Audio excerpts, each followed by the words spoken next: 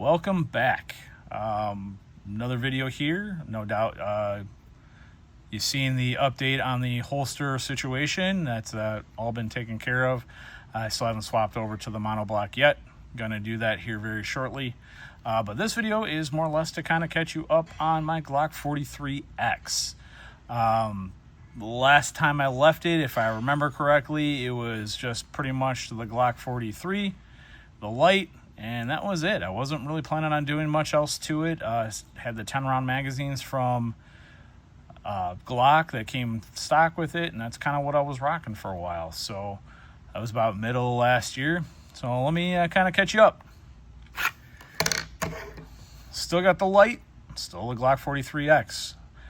First thing you probably notice, and I might do just a little quick video about that, is the optic. I decided to do an optic and kind of mold it around a little bit. Watching some videos and some kind of semi-reviews of things that people were liking and so on and so forth. I was looking at the Defender CCW, and then I was also looking at, I believe, a Holosun option when I decided I was going to do a optic. Kind of was going back and forth. And then I caught a video put out a couple weeks ago from Glock Store where they are carrying a optic company called Zerotech and introducing their optics, and kind of went on their website and they had this one on sale for $150, which I thought was a very good price point and had pretty much the qualities I was looking for. It was a shake awake. Decided to go with a green dot. Probably still on. Yep. Green dot, because they say that's a little bit better for astigmatism, and my eyes suck ass. So I figured I'd give a green dot a shot. It's a little bit better, but I still get the bloom from the astigmatism.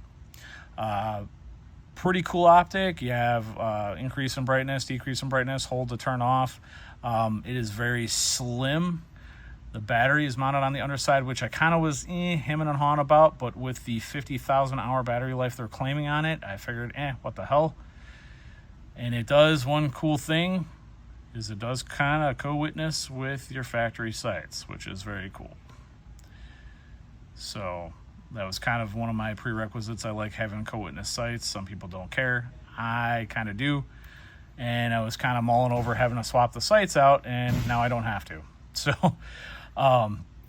another thing I've done is the double diamond 3.5 pound connector from Glock Store as well. I've also put that in. It's made the trigger very responsive, crisp, and definitely a lot lighter, which is very cool. Definitely like the feel of that. Another thing I've done is I switched to the Shield Arms S15 mags, the Gen 3s. I did get a chance to shoot them, so honest quick thought on that. It did not run well with hollow points. Very first mag I popped in, I was going to run them with hollow points, make sure it worked, because if I'm going to be carrying it to save my life, I better make sure that it works good.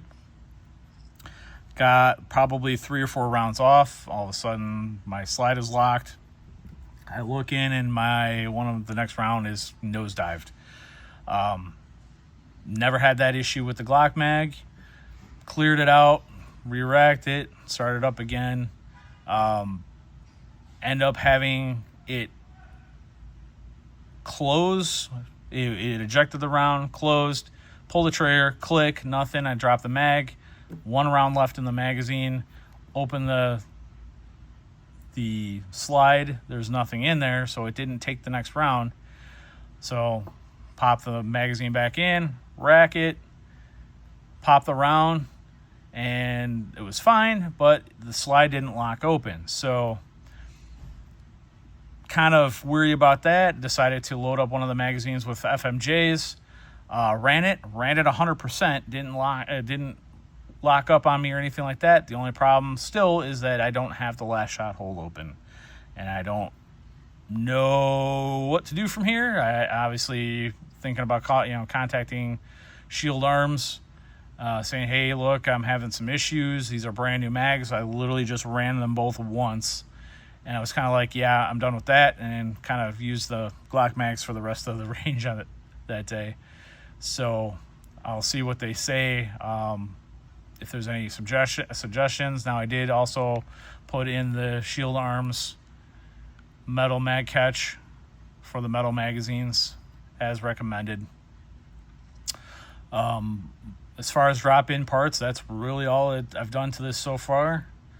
I did do one kind of custom mod, and I don't know if anybody's ever done this, but I typically, whenever I'm shooting this thing with the trigger unmodified, the trigger safety seems to dig into my finger.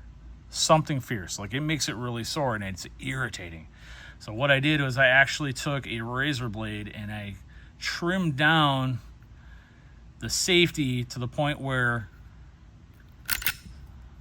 it's flush when I press it, and it's just enough to clear, and it's not sticking up past the safety, past the trigger. So with the safety all the way engaged, it's literally the only thing you're pressing on is the trigger. The safety's completely disappeared. It feels a lot better that way. It's not digging into my finger because it does stick up a little bit at the max press, and that was the one thing that was bugging me on this thing. So trim that down a little bit, and it feels a ton better as far as that little dig that it does. Beyond that, yeah, I'm thinking that's it. That's kind of where we sit. This has been my daily carry since I got it last year, February.